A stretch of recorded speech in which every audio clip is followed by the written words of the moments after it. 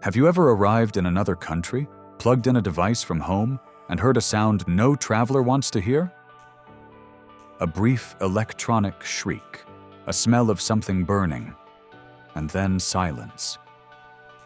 Your appliance, designed for 1 voltage, just met a wall socket delivering nearly twice as much.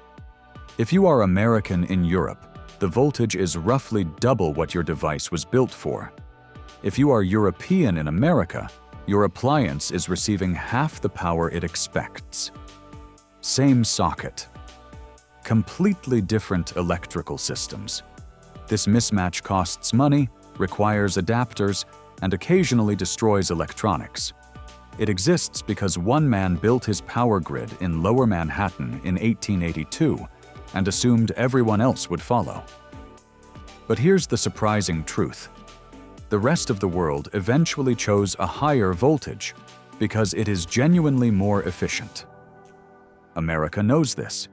America has known it for over a century, and America cannot change.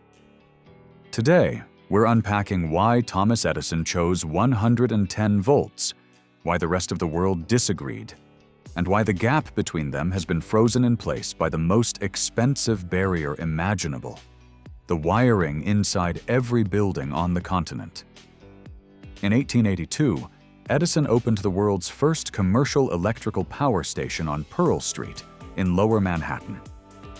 The system he built was direct current at roughly 110 volts, a level chosen to match the operating requirements of his incandescent light bulbs. Those bulbs needed a specific voltage to glow correctly without burning out. Edison designed the entire power system around the bulb, and the bulb dictated the voltage. The problem with low voltage over distance is physics. Think of electricity moving through a wire like water moving through a pipe. Higher pressure moves water further with less loss. Lower pressure loses energy to friction over distance.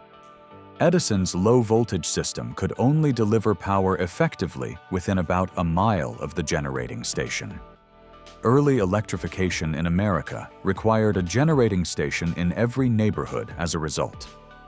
When alternating current and higher voltages won the war of the currents in the 1890s, allowing power to travel efficiently over long distances, America's infrastructure had already been built around the lower standard. Households were wired. Appliances were designed. The higher voltage alternative, eventually standardized at around 220 to 240 volts across most of the world, was adopted everywhere starting from scratch. America was not starting from scratch. So, if higher voltage is more efficient, why has no administration simply mandated the switch? The answer, as is often the case in history, comes down to scale. Rewiring a single house to higher voltage requires replacing the wiring, every socket, every circuit breaker, and every appliance in the building. Multiply that by approximately 140 million housing units, every office building, every factory, every hospital, and every piece of infrastructure in the country, and the cost enters a range that makes the efficiency gains irrelevant by comparison. Studies have estimated the cost of a full American transition in the trillions of dollars. No government has seriously proposed it. America instead runs a hybrid system. Most household circuits carry the lower voltage. Large appliances like dryers and ovens are wired to a higher voltage circuit installed specifically for them. The compromise is inelegant. It is also permanent. So, the next time your travel adapter saves a laptop in a foreign hotel room, you are solving a problem created before the first car was built and likely to outlast the last one. Edison chose his voltage for a light bulb. The light bulb is gone. The voltage remains.